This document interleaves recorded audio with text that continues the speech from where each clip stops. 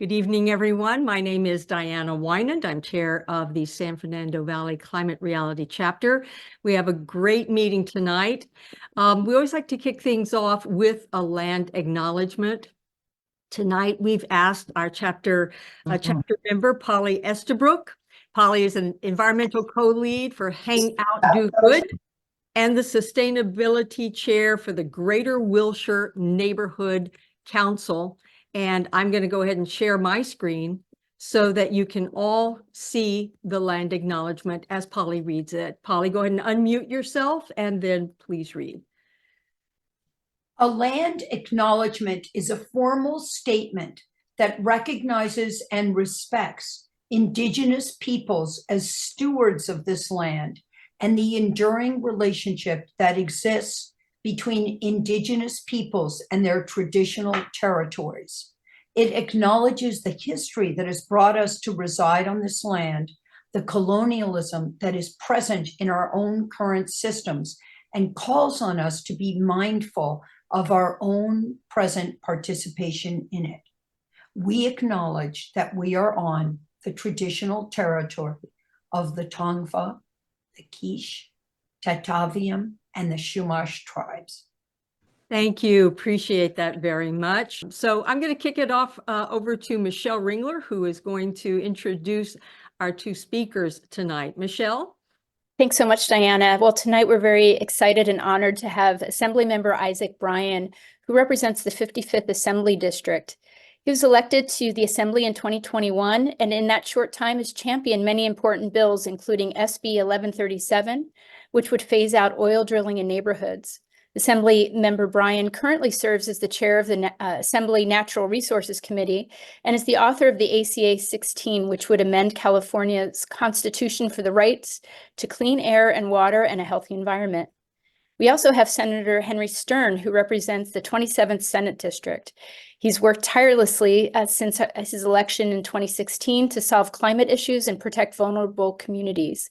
He took on the oil and gas industry, leading to efforts to close the Aliso Canyon natural gas storage facility. And he was the author of SB 261, which requires large corporations to disclose their climate-related financial risk.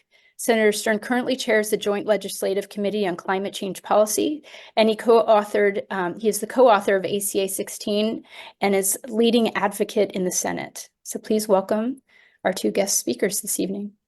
Thank you, Michelle. And I am going to actually pitch it to Senator Stern. It's a very interesting process, the authoring and co-authoring of bills. And so Senator Stern is going to sort of tee up the author, Assemblymember Bryan. But Senator Stern, welcome. We always value you here and as a guest, and love to see you. Thanks for joining us tonight. Oh, it's so nice to see you, Diana, and to the rest of the Reality Project here.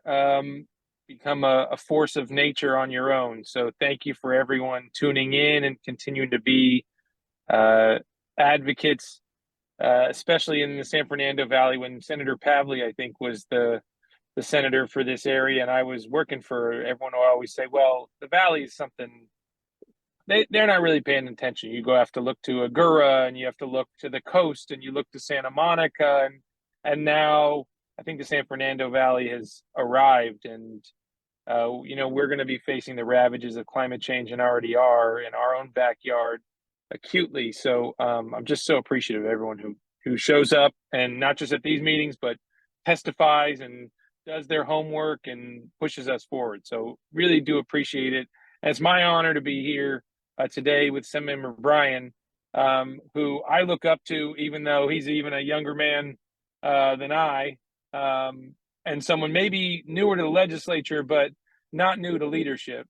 Isaac will tell you about it, but he's had his own sort of his own path to getting to this point. But when somebody comes in to an office in Sacramento that has that sort of raw power, somebody who knows his community, knows what organizing is so unafraid of the sort of institutional malaise that often makes us unambitious for change, and and just puts his foot on the pedal right away. It's obvious. And we're so grateful to have him as now the chair of what's essentially the key climate change committee for the Assembly, the Natural Resource Committee. And when he got the chairmanship, I was wondering what's he going to come out the gates with, because he's always got something creative and clever up his sleeve. And so when he approached me about this constitutional amendment, we've had forums on this exact with the Climate Project here, talking about a rights-based approach to climate change and the power of asserting, not just through statutes and regulations and technology, but really through fundamental rights, our underlying legal authority to assert ourselves, and to demand more, and not just the rights of people, but the rights of nature. You all may have been on some of those forums, but he had the presence of mind to say, well, maybe it's about time that the California Constitution reflected that. So I was proud to sign on as an early co-author and a cheerleader here for the Assemblymember's constitutional amendment. And we're going to be doing everything we can to get this on the ballot come November. This is going to be a really big ballot because, as you know, the bill that he and I worked so hard to get through establishing setbacks is also going to be challenged. And we think this is really, a moment where voters, at least in California, are going to be able to assert themselves when it comes to climate, in a way that they haven't been asked to for many years. We're hoping we also have a climate bond on that ballot as well. So not only are you going to face a big decision when it comes to the presidential election, but when it comes to climate change, it's going to be on the ballot big time. And this constitutional amendment I see is the linchpin of all that. It's high level, and it's, in some ways, some might say it's basic because it's simple, and it's not a very long bill. Maybe you guys will actually start to walk through some of the language, but in its simplicity, there is power. So I'm confident that we're going to be able to get this thing moving, and hopefully convince our colleagues to sign on and get it to you all, the voters, so you don't just have an opportunity to advocate for it here, in the legislature, but to convince all your neighbors and friends that it's time that we have rights established in our Constitution that won't waver between administrations, and that'll give us some armor should things go very badly in November at the federal level. We know that those bedrock principles in our Constitution can protect us, and our natural resources, and those who don't have a voice, whether it's communities without Diana Waynans, or whether it's not people, but it's our furry friends, our neighbors, the mountain lions that live in our hills, the heron that fly through the Sepulveda Basin and are looking for a migratory path through it all. There's so many voiceless entities out there, and we think this will elevate them. So I don't want to talk too much because you've got to meet. He's a rock star, and just because of his massive Twitter game and all his charisma, but because he's a tactician. Team, Caleb and the rest of their crew, they have a precision about their operation that is to kind of get things done. Some people are glamorous, but I'd say he's able to do both. So anyway, I'm going to be here, cheering you guys on and answer any questions, be in his environmental council as we go through. The one last thing I did want to note is we had a little good news. It's been a very tough budget year, but you mentioned 261 and climate disclosure. We did get some very good news today that the governor's going to be funding our corporate climate disclosure efforts, both SB 253 and 261. It was a long slog. We're still getting sued by the dark forces out there, but finally now the governor is officially on board, putting our money where our mouth is. And we're going to be meeting with the European Union tomorrow in the Capitol, talk about how Europe and California can move forward despite all the headwinds. So without further ado, Dana, I'll pass it back to you and then I'll stick around. All right. Thank you so much, Senator Stern. Really appreciate it. And you mentioned getting support for the bill and with our neighbors. And of course, that's something we will ask about later. We welcome your direction and guidance on that and we will also ask the same of Assemblymember Bryan. So I'm just going to remove the spotlight on you and bring up Assemblymember Bryan so we can spotlight him for everybody. Hello and welcome, Assemblymember Bryan. It is so nice to have you on our call today. And I feel like we're already in sync with you because of this bill that you've authored. And we are so much looking forward to having this conversation with you tonight. So thank you so much. Well, thank you, Diana. And thank you, everybody, for being here. I see all of your excited faces, and it gives me a lot of hope and optimism. We've got a lot of great work to do. And I also just want to highlight that you all have a fantastic senator in Henry Stern. He was one of the first people to support me coming to the legislature. He's one of the leaders and climate champions who I have admired, both as a community organizer and now as a colleague in the other house. We have talked every single year about how we want to move our climate agenda forward, and we've been together through many of those fights. And so I want to give just huge shout out to our senator, because the changes he's pushing forward, whether it's trying to shut down Aliso Canyon, whether it's protecting vulnerable communities from climate impacts and moving California forward. And also the disclosure bills weren't just Scott Wiener's. He was a champion in making sure that we comprehensively looked at the way we do that. So thank you, Henry, for all of that work. And thank you all for coming out and spending some time tonight. I know that there's a lot of places you could be tonight. So for 75 of you to be with me is just incredible. ACA 16 is a big lift. It's a big lift, and there's a lot we've got to do in a short amount of time. For it to get on the ballot, it has to leave both houses by the end of June. It's on a shorter timeline than legislation because a bill goes till September. The governor can sign it by September. A constitutional amendment has a faster timeline because of just the processes towards getting it on the ballot. As Henry mentioned, as Senator Stern mentioned, it's not a very long bill. In some ways, it's very basic, and it raises the questions of why we haven't done this before.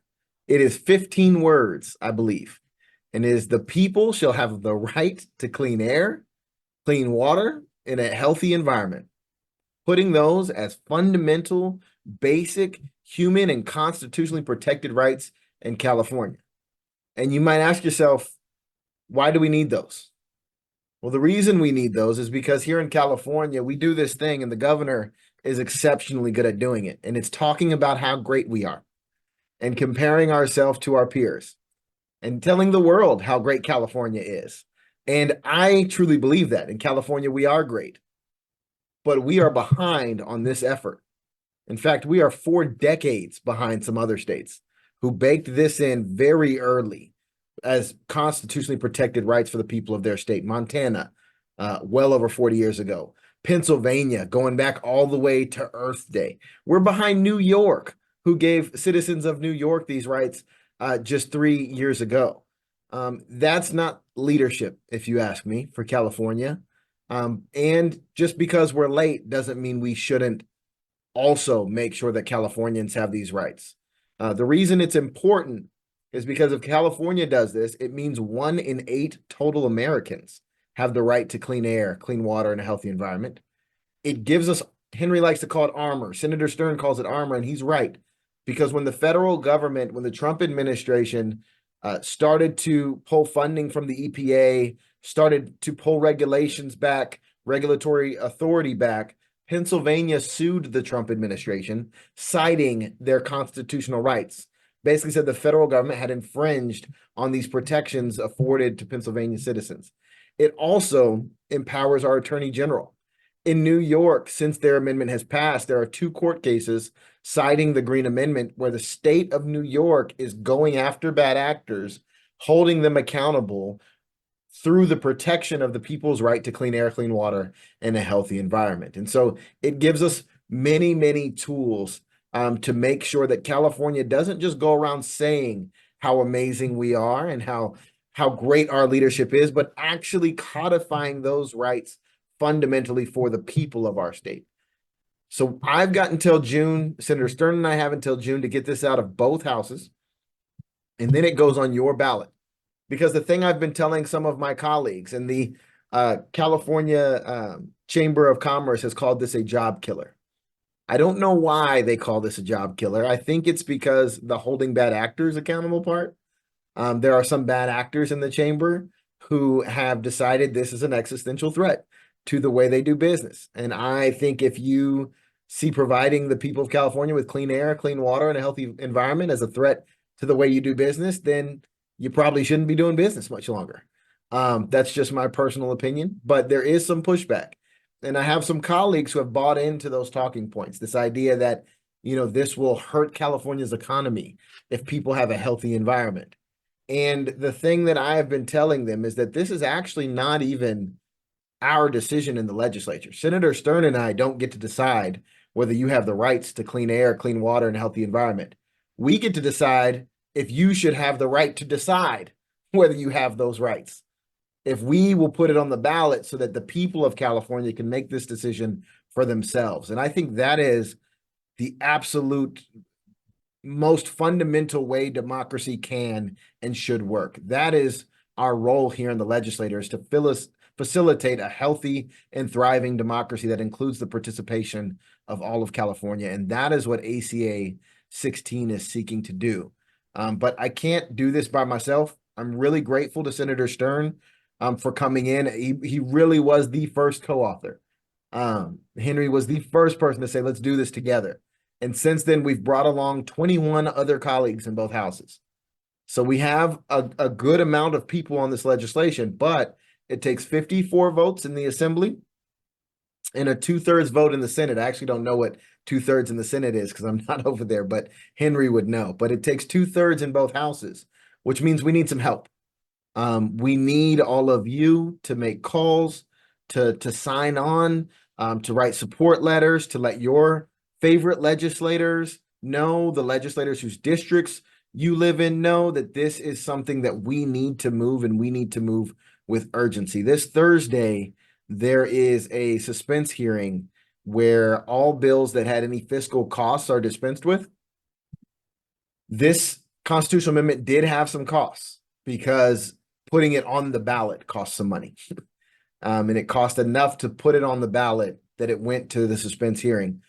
But I feel pretty optimistic. Now, I can't promise, but I feel pretty optimistic that it's going to come off of suspense and go to our floor next week. And so we've got to get to work now to get those 54 votes. In fact, I was filling out a vote card with my team earlier about our strategy for how to get these votes. Who can we go to now? Who can the chief touch? Who do I need to touch? Who do we need to have Polly touch and Miss Donna touch? Who does Diana touch? Who does Mark touch? It's going to take all of us. And so with that, I will turn it back over to you. But thank you for having us both here. And thank you for your engagement on this important constitutional amendment. Thank you so much. And I just want to ask Senator Stern, I know he wasn't able to stay on too long, but if he is with us, he had anything he'd like to say. But we do have some questions, and you mentioned a few things that I really loved. Of course, you need everybody's help. I'm just curious, do you feel that there's a good chance that you'll get the 2/3 vote? Is that something that's looking good? So my colleagues know me to be the forever optimist. I will not accept that we can't get the 2/3 vote until I'm absolutely certain we can't. So I feel like we can. I know together that we can. This is not a pipe dream. This is real. And if we do it together, I think there's a window. Okay, great. That's great. Well, we have a few questions for you, and we also want to invite those on the call to add your questions into the chat. So feel free to just, what we'll do is we'll pull the questions and read them. But while you're doing that, we have a few questions that we've sort of curated for you. First of all, can you explain how this proposed legislation came to be, what the process was, and you mentioned a little bit about the work of passing it, and sort of curious about what's the responsibilities of author and co-author. So maybe you could just give us that little bit of a thumbnail history, sort of how we got to where we are today with it, or how you did. Yeah, so this came to be, I took over as Natural Resources Chair in the State Assembly at the start of this session. And actually in the entire State Assembly's history, there has never been a Black chair of the Assembly Natural Resources Committee. And in my district is the Inglewood oil field, the largest urban oil field, the Baldwin Hills oil field. On your way to LAX, if you ever go down there, down La Cienega, that's home. And so being in this position, I immediately started to think, what could we do to make a lasting impact in California? And so we introduced some legislation around the oil field, but then with this constitutional amendment, we convened about 60 organizations, from the Green New Deal Coalition and APEN to the Sunrise Movement, Enviro Voters, just kind of a wide spectrum, the Center for Biological Diversity, a big cross-section of organizations, just to have a conversation about whether we thought this was pragmatic and possible and something we should do. And the overall consensus was yes, that we're behind New York and other states, that New York literally just did this. So there's precedent, and that if we don't do it now in a presidential election, where we're trying to bring out voters to vote for things that they believe matter, and we need to protect ourselves from a potential change in the federal government, this is the election where California needs, as Senator Stern called it, all of its armor. And so that was how this came to be.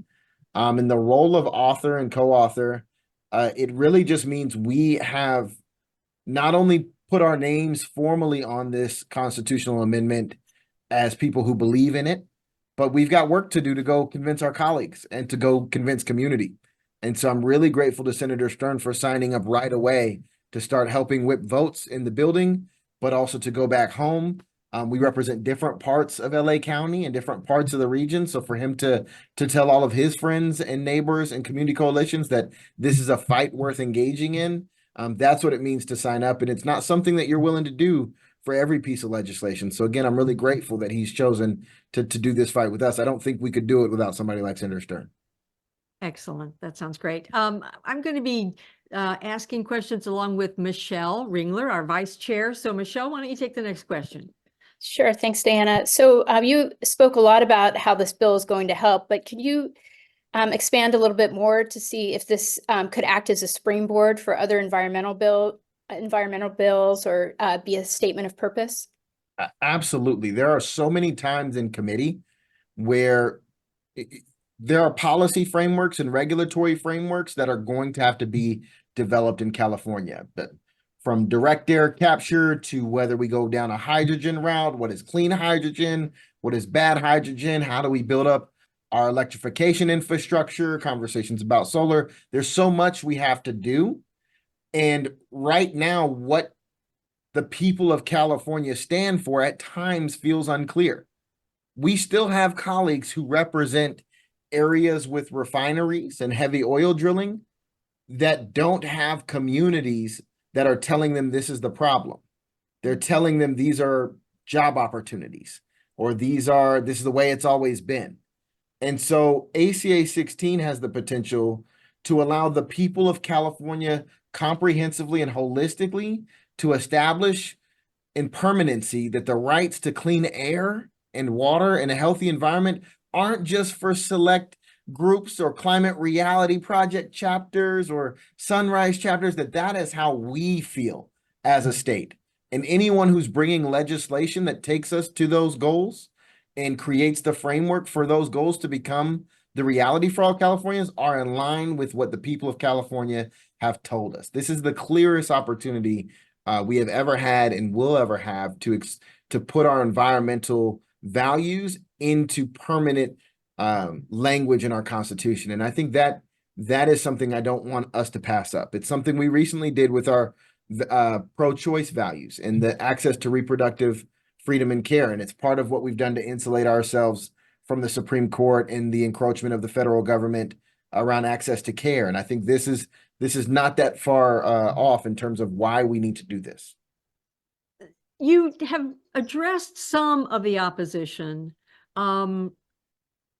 We're curious more about that, and maybe even you can direct that towards, like, if we're talking to people and, you know, what opposition might we anticipate that we could challenge? And, you know, with the opposition, could there be unintended consequences?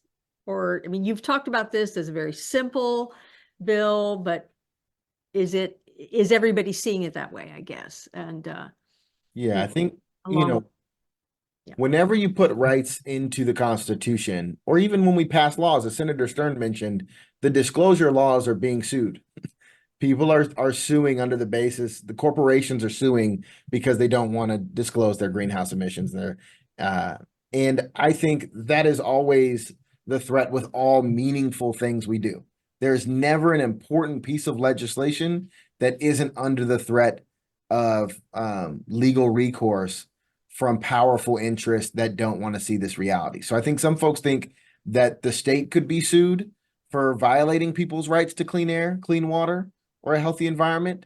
I know corporations are wondering, does this mean Kathy can sue the oil company next to her house for, and I think I don't believe this will not give you a private right of action. I don't think Kathy could sue the oil company next to her house. That has not been the way it's been interpreted in any jurisdiction going back 40 years. And by the way, my office polled every lawsuit going back 5 decades to see how many there were and what the issues were. And one of the surprising things we found is that the states are plaintiffs in many of them, meaning that the legal recourse is actually coming from the Department of Justice towards bad actors, towards the federal government.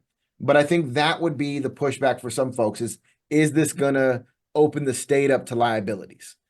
And I guess the most honest answer I could give is that if the state has allowed for some sort of environmental disaster to be in your backyard, has permitted something that infringes on your rights to clean water, which we already have a statutory right to, that you should be able to file legal recourse. I don't think we should take that tool from the people. It's also a tool you already have because we have many environmental protections in law.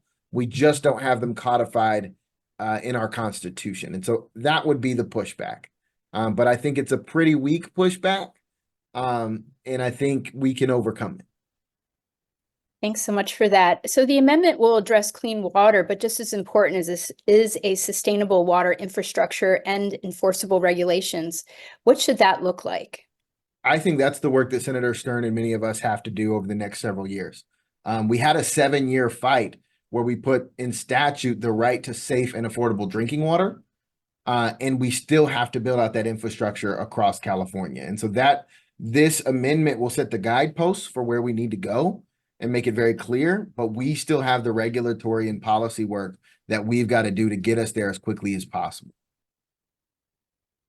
And if I could just add, you know, it's the mandate to build that infrastructure that we have had to sort of fight in fits and starts through annual budgets, but to have this locked into the Constitution, we're going to have much greater standing to then deliver on the budget side or on the bond side of things to build that infrastructure. For instance, to get LA onto recycled water on their goal by 2030 to stop sending it all out to the sea and start running our water off recycled infrastructure. We're going to have to build that. So hopefully with this language in law, we can lock that in and put our money where our mouth is too.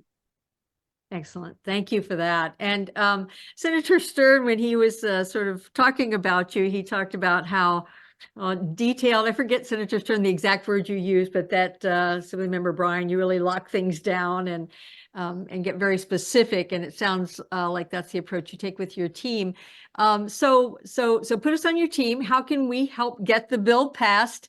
And feel free, either both of you, feel free to give us specifics, give us marching orders, tell us, because this is something we all want. We want this, and we of course want to support you in your effort. And if there is something specific that would help you in your fight, then we would like to know and be there with you to stand by you and support you. I appreciate that. We're going through a vote count, a list of legislators who we've already put in green who our co-authors are, so that's good, but I've got to get to 54 on my side. And so there are some, I saw somebody in the chat said Huntington Beach. They're going to call their member in Huntington Beach. We could give y'all the list of key legislators who could use phone calls about how important this is, who could use emails about how important this is. They may not be your legislator, but they're one of the key swing voices that I think your voice makes a difference for. And so we'd be happy to give you that list. Also just addressing some of the things in the chat. We modeled our language most recently off of New York because they learned some lessons from some of the other states over the last 45 years. There are some court cases pending, like the one in Montana, where there was a lawsuit won by a lot of youth activists who were fighting a gold mine. There's a big case in New York right now around a landfill, where the state has permitted a landfill right next to communities that's causing a lot of concerns for the community. And so they sued the state, citing their Green Amendment. I personally don't think those are terrible things. But we modeled our language after New York because there were some problems with Pennsylvania's and Montana's in terms of its application in California. And I think opened us up to more of those liability concerns than if we just kept it clean. And so we went for the very clean approach. So that if we do go on the ballot, the people of California know directly what they're voting on. Do you like clean air, clean water, and a healthy environment? And do you think you should have a right to it? That's the question we want voters to know. But yeah, we need you to reach out to my colleagues, our colleagues, and let them know that there's at least 78 of you, 76 of us who believe that this is a good idea and would like to see it pass and get onto the ballot. Fantastic. So in this era of polarization, is it harder to get important bills passed in the state legislature? And what about implementation? How has the budget affected SB 253 and SB 261? I will let those go to my colleague in the Senate, if he's with us. Yeah, no, I'm here. You're asking how's the current budget cycle impacting all our laws, or? Just for getting important legislation pushed through, how hard has that been? On polarization. And how has the budget affected those two bills? So on the first question of polarization, I think the polling is still very strong for voters in California, and not just the interesting nuance we found in the polling we've seen is that it's not even so much about the word climate change, right? That voters may not think climate change is their number one priority. In certain, for Democrats and especially consistent voting Democrats, they do, but that the right to clean water and clean air cuts across lines, right? That cuts across party lines. And so that's actually one of the places where we can transcend partisan divides and actually pull Republican votes in. And it's been eye-opening, and we've had to sort of check ourselves to say, okay, well, I want everyone to know the reality of climate change, but if you're actually trying to deliver for people on what that means, when you talk to them about making sure they still have clean drinking water, you're polling in the mid 70s as a state versus, you're dropping down to the low to mid 60s when you're talking about, do we need to strengthen our climate change laws? And so the language, the specific mechanics that the Assembly members put in his ballot proposal are actually quite unifying and really hard for everyone to say no to. And then in terms of budget impacting this this constitutional amendment or other issues, look, it's a matter of priorities, and this is a tough time. I frankly even have a hard time celebrating some of our climate wins that we've had, because at the same time, today $1 billion is proposed to be cut out of the budget for electric school buses, and sustainable water infrastructure is proposed to make a big cut. So the issue with the climate disclosure bills was they were so cheap, it was not that expensive to implement them, and so we said, I mean, this isn't $1 billion program. This is like $8 million a year. So we should have. We were always sort of surprised that it wasn't in the governor's budget to begin with, but luckily we prevailed on that front. We think big bang for small amount of bucks.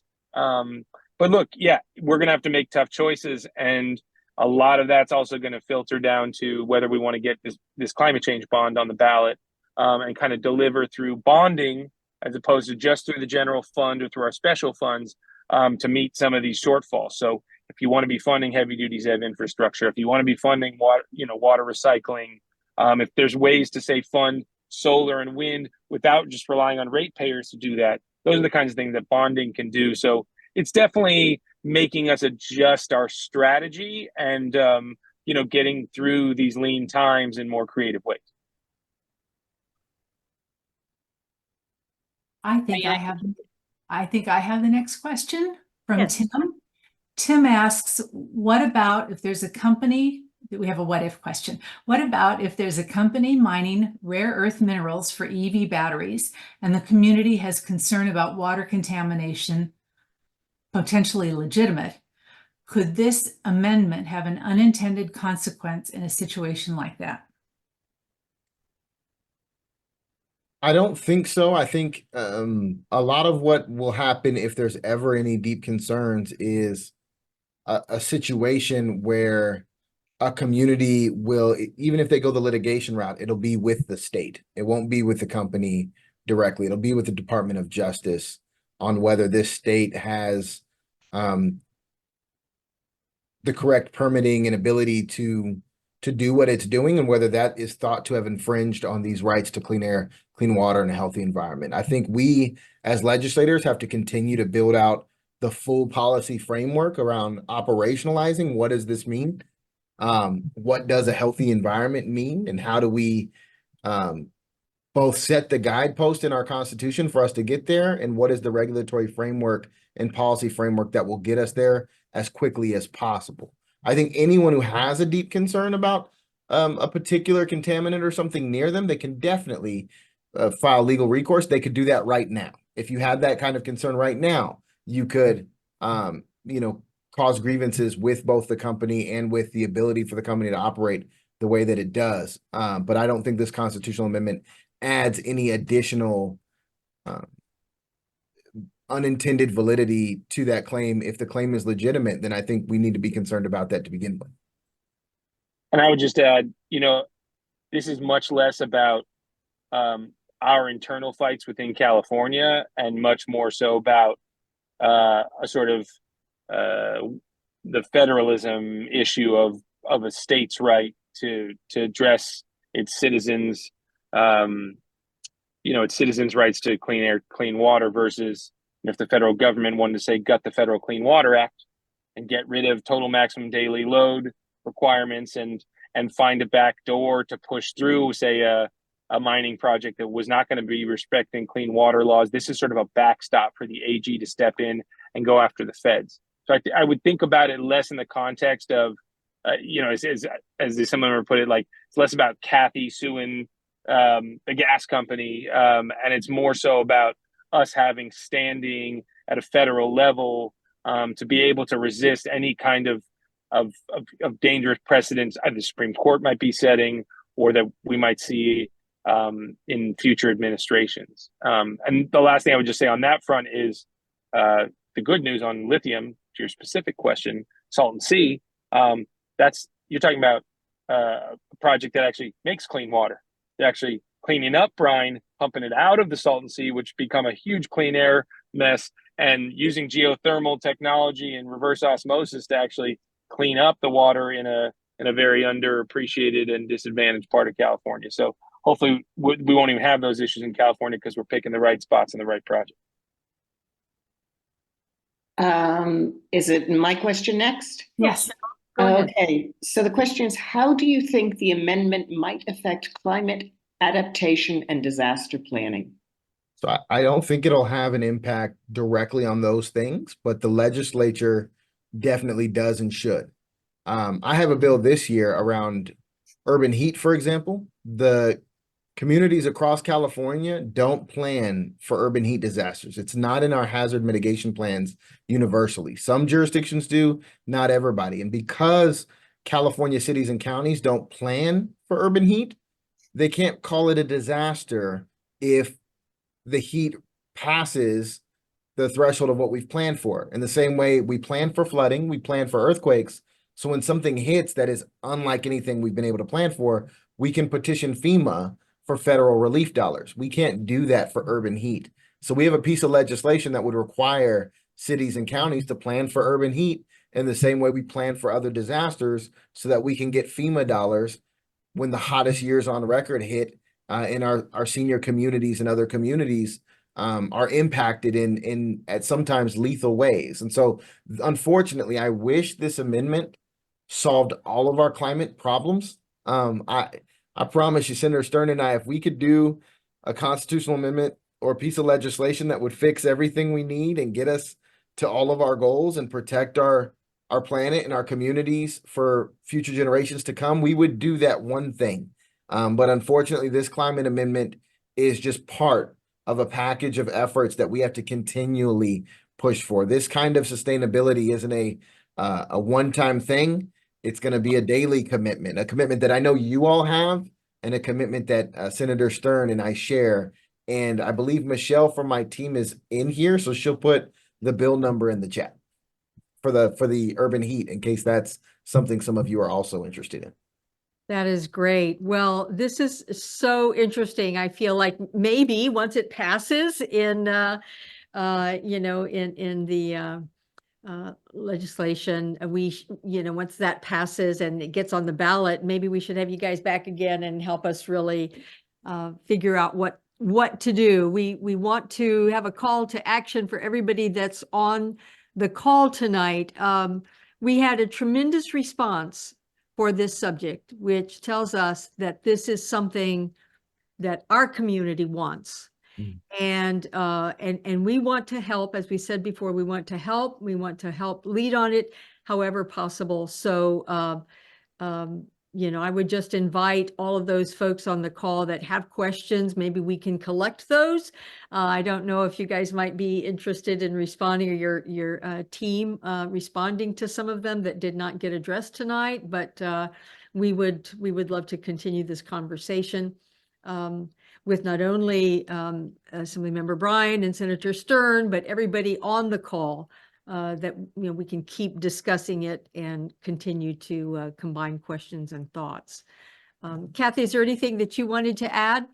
I just wanted to say to everybody who's here, you can expect several emails from us in the next couple of days. Please read them, follow the directions, send them to your friends. Some of you are really excellent writers. You could please write an op-ed. There are so many things to do. If you don't just do what I send you, if you have an idea, go for it. Or if you have a question, give us a call, because this is going to be, it's not easy to get 2/3. I mean, we have to work for this. So I'm positive about this also, but it's not going to happen by itself. So we need all of you. And thank you, Senator Stern and Assemblymember Bryan. What can I say? You're our superstars. Thank you. Exactly. And feel free, everybody, to unmute and clap and applaud and say thank you. Thank you. Thank you. Thank you so much. Meeting on